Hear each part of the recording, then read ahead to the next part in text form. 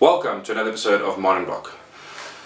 So today I thought I'd go through the English team and see how they stack up, some of the choices Jones has made, and some of the promising players for the tournament, some interesting options, some interesting background. So yeah, before we get into it, please comment, please share, please subscribe. Yeah, let's get into the discussions. Thanks guys. So yeah, to begin with, interestingly enough, Bento and Mike Brown are left out of the squad, as some people are suspecting, due to some brawl in a training camp in Italy, which is sad. I think Mike Brown was a great option at the back, and years of experience, always a good option, consistent in the air, tactically I think very sound.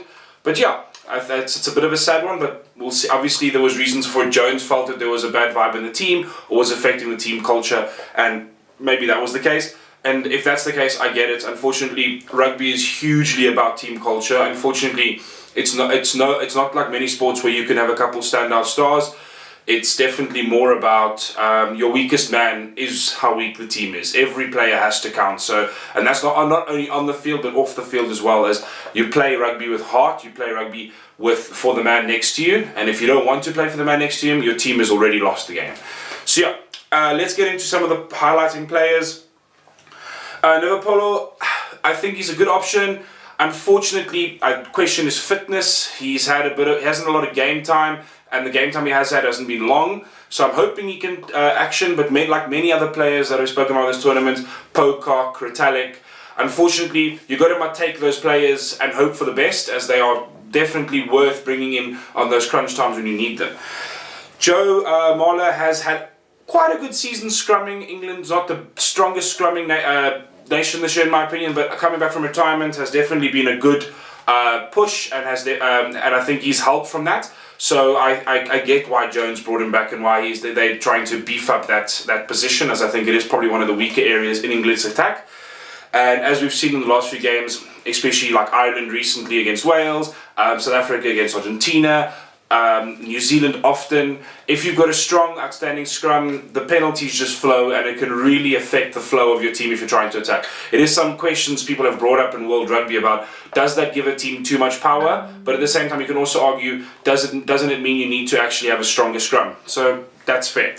So yeah, Cruz is definitely one of my favorite lock choices. He's outstanding in the air, has really great attacking mind. I think he's got an interesting thought process. He definitely is. He's often there where the ball needs to be, and is really one player to watch for this tournament, in my opinion. Mark Wilson, definitely a loose player. I like a lot. Brings another option in the lineout for them, and is quite a big runner. Good play on the ball, and not only in the lineouts but also on open play is definitely a tactical and interesting choice from Jones. Curry has had a great season, so another one to definitely watch for. Growing player, good season, on form. That's what you want in a World Cup. So I hope he can bring that and translate that into the World Cup, as some players cannot. Moving on to 9, I know Youngs is probably the choice. He's had an average season though. Definitely a mediocre to probably like some peaks here and there, but not his best at all. In my opinion, I like Willi Heinz more.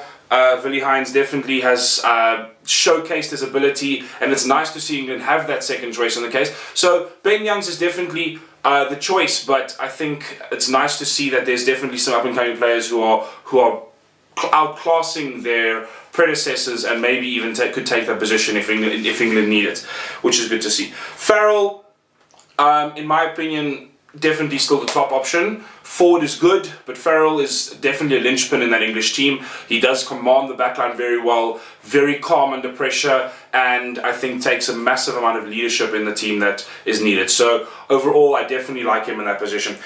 Tuilagi, by far the best centre I think that England's got. He's just a beast of a man. So I hope he continues that form going forward, and can really give England the go-forward ball they need in this World Cup. Considering the strength of the English side and the strength of their backs, especially the back three, it's nice to have that centre giving the ball to them, opening some space, as he often draws a couple players and gives the room to Johnny May and even Daly or Mike Brown if he was there. So I definitely like that. So yeah, getting into that, obviously Daly then Interesting player. I've picked him. I'm not saying he's the best option, but he's definitely the fullback choice, it seems like, from Jones's recent picks. I question his ability in defence and in the air, but on attack he is definitely a player to watch. He has, when he's given space, he can really make sparks fly.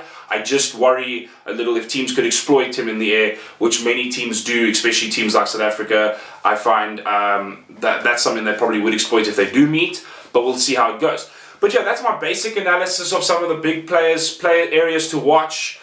Please comment down below. Please share if you have any other opinions, any players you think were maybe left out that shouldn't have been. Maybe play the whole thing on the Mike Brown, Ben Tour thing. Yeah, let's get the discussion flowing down below, and subscribe, comment, and yeah, let's enjoy this World Cup.